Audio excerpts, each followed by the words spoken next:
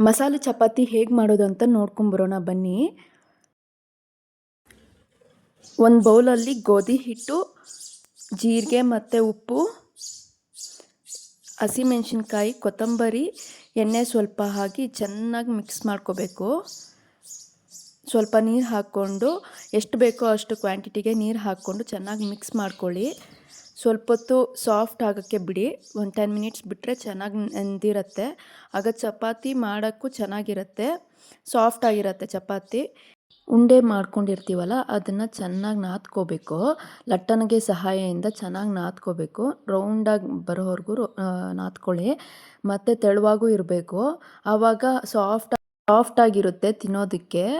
So ಈಗ ಪ್ಯಾನನ್ನು ಇಟ್ಕೊಂಡು ಸ್ವಲ್ಪ ಹೊತ್ತು ಕಾಯಕ್ಕೆ ಬಿಟ್ಟಿದ್ದಾದಮೇಲೆ ನಾವು ಚಪಾತಿ ಮಾಡ್ಕೊಂಡಿರೋ ಚಪಾತಿ ಹಾಕ್ಕೊಳ್ಳೋಣ. ಅದು ಎರಡು ಕಡೆನೂ ತಿರುಗಿಸ್ಕೊಳ್ತಾ ಸ್ವಲ್ಪ ಎಣ್ಣೆ ಸವರ್ಕೊಳ್ಳಿ. ಚೆನ್ನಾಗೂ ಇರುತ್ತೆ, ಸಾಫ್ಟಾಗಿರುತ್ತೆ. Ready to serve. ಸೂಪರ್ ಆದ ಟೇಸ್ಟಿ ಮಸಾಲ ಚಪಾತಿ ರೆಡಿ.